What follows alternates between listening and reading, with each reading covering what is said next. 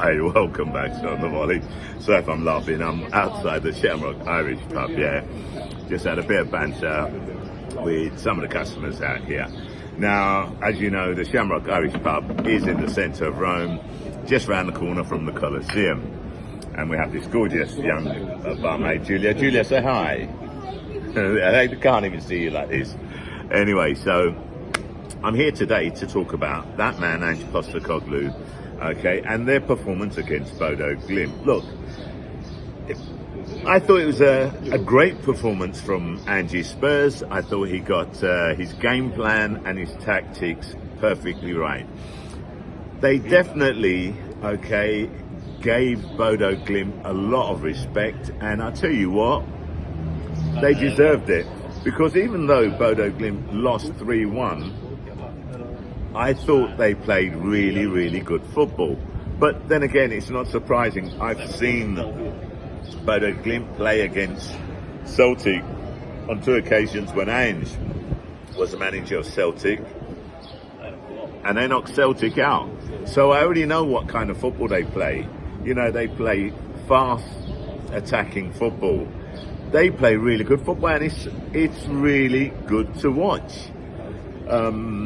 They've been together a while. Yes, okay, they had 3 of their first teamers out, and everyone was talking about that. You know, they're missing 3 first teamers. But, I mean, that's a little bit hypocritical, because when Spurs were missing first teamers, and they were missing a hell of a lot more than what Bodo Glimt was, you know, a lot of people were saying, oh, you can't use that as an excuse. You know, all the other teams, you know, they all have injuries. Now, I'm not saying they were using that as an excuse for Bodo, but it definitely probably had a little bit of an effect on it. That said, even with 3 first teamers out, I thought they had a great performance, you know.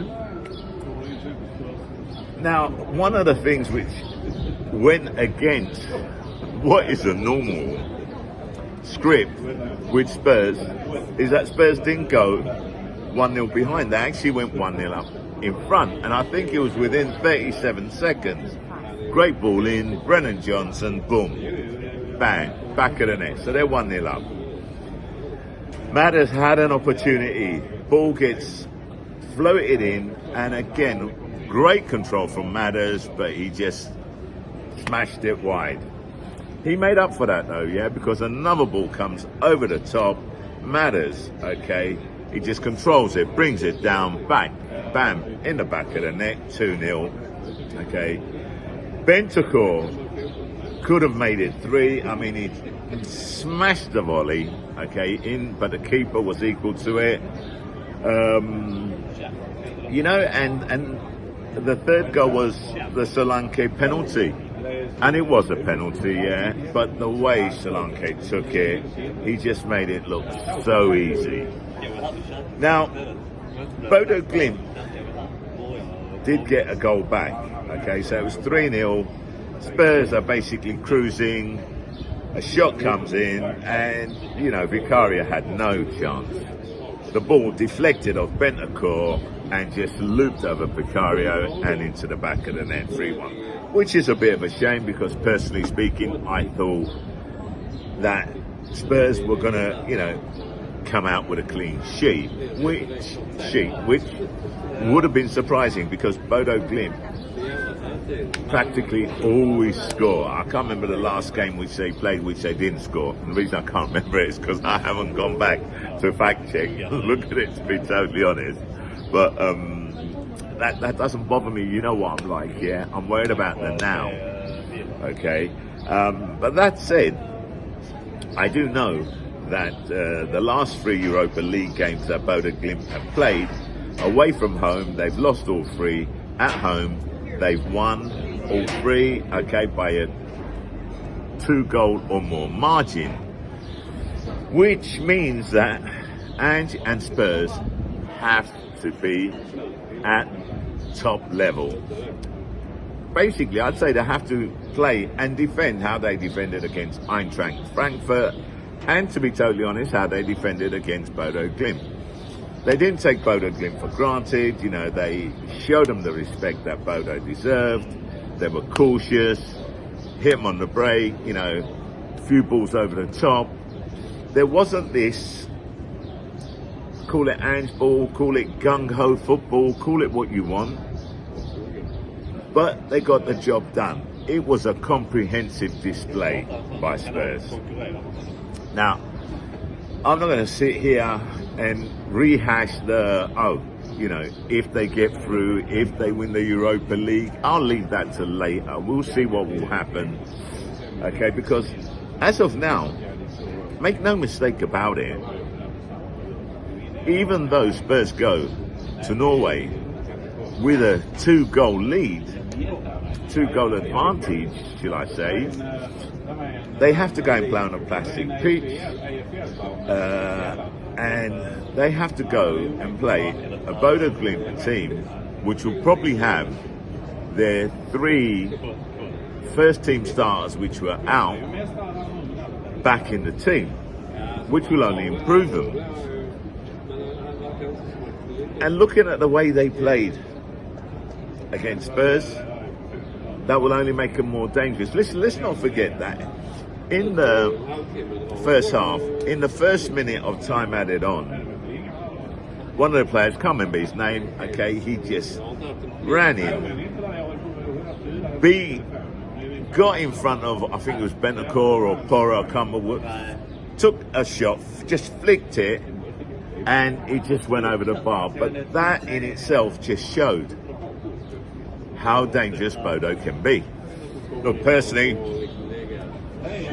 it's in Ange and Spurs' hands, yeah? It's theirs to lose. Ange knows about Bodo. He's played against them and lost when he was a manager of Celtic. So he came out a lot more prepared. Like I said, he didn't underestimate them.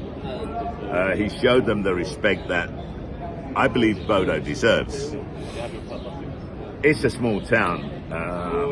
I can't even remember what the population is of Bodo. I did say in one of my really, really earlier videos, I think when Celtic were playing against them, for the life of me, I can't remember. I didn't go and check, but they don't really have a big population. So they've got a small pool in their town, okay, to choose from.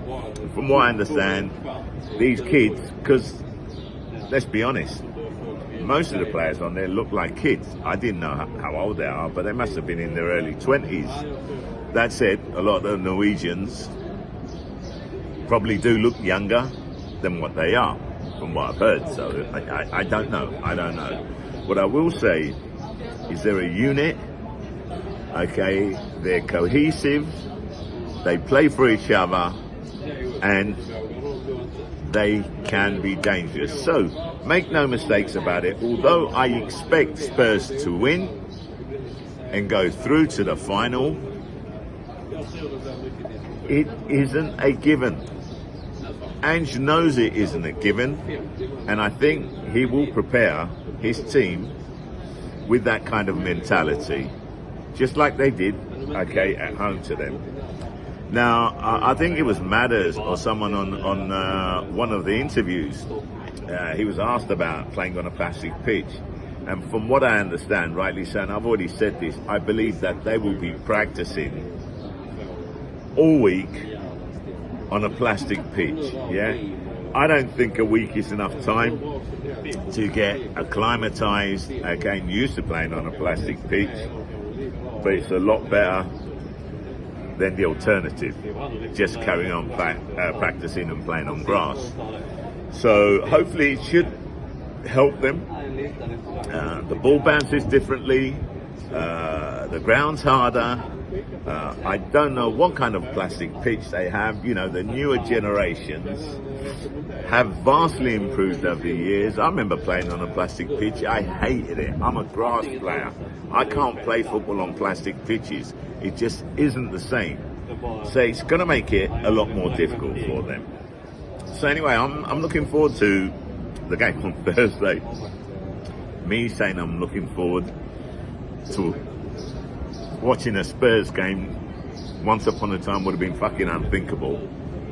But I have already said, if Ange, and it's a big possibility, does leave Spurs, I won't be doing any more videos on Spurs. I won't be watching Spurs anymore.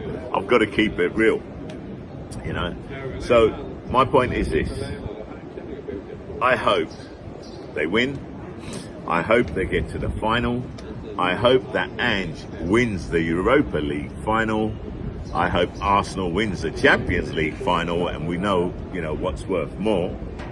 Well, we have to get to the Champions League final first, yeah? It's going to be a tough job against PSG, who are excellent at the moment. So if both teams were to win, I'd be happy with that. If Ange was to stay, and that's a big if, yeah? Because like I've said before, even if Ange does win the Europa League Cup final, even if they pick up the trophy and Levy says, oh, we want you to stay, you know, we want you to see out your contract, I have a feeling that Ange has had enough, and that Ange may turn around and say, you know what, I've had enough, okay, I don't need all this shit, all this pressure, all this bad publicity, you know, all this negativity, okay, from the media, from the fans, so on and so forth. So he may just turn around and say to him, you know what, fuck it, I'm going. But then, hey, what do I know? I could be wrong. Anyway, look, let's not jump the gun. Let's wait and see what happens. Okay, let's wait and see if they do beat Bodo Glimt, okay, on Thursday, if they do get to the final, and if they do pick up that trophy. Anyway, look, that's it from me. Short and sweet. Me, Shah. I'm out.